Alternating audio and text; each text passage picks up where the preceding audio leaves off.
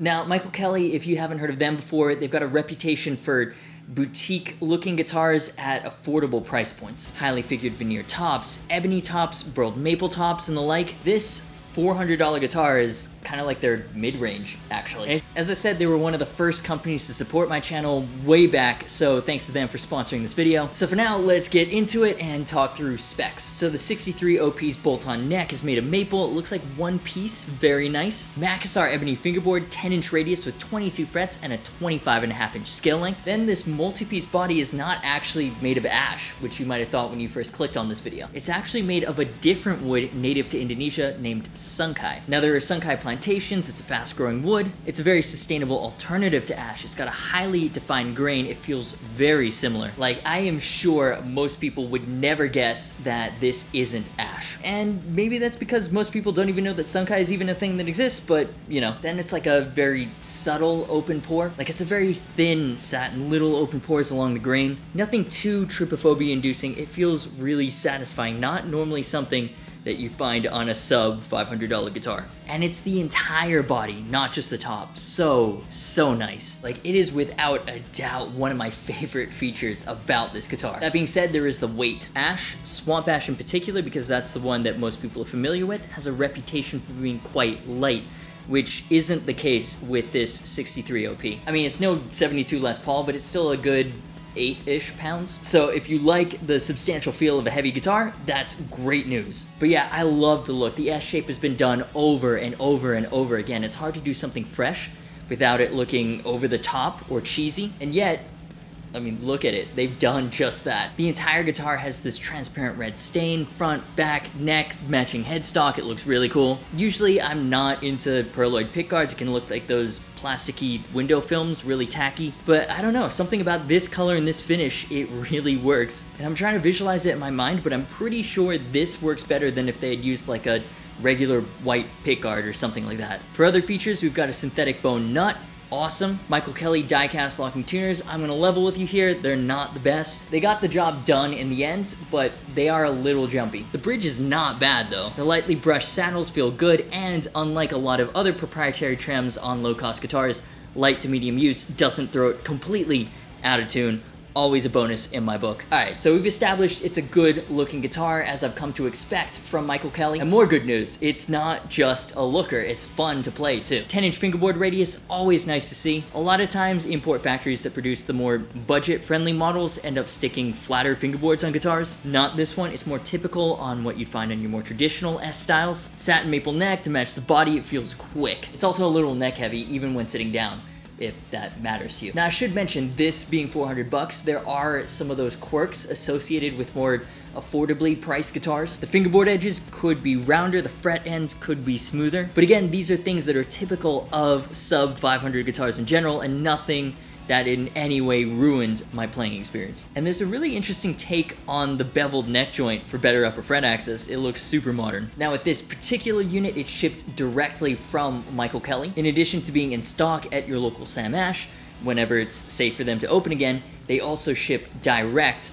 when you order from the website. Came double boxed with almost an unreasonable amount of protection, so it arrived safe and sound. The setup was also good. Action could have been a little lower, but the intonation was spot on. Basically, didn't have to do anything, just plugged it straight into the Mesa and track the demo. Big thumbs up to Michael Kelly for that. The 63 OP is powered by Michael Kelly's proprietary pickups, a Vintage Plus humbucker in the bridge, then a classic center single coil and a fat single coil in the neck. Using the same signal chain I used for the demo track, here's what it sounds like running through the dual rec, boosted with the precision drive for the dirty, and then using the Boss DM2W in the effects loop on the clean channel.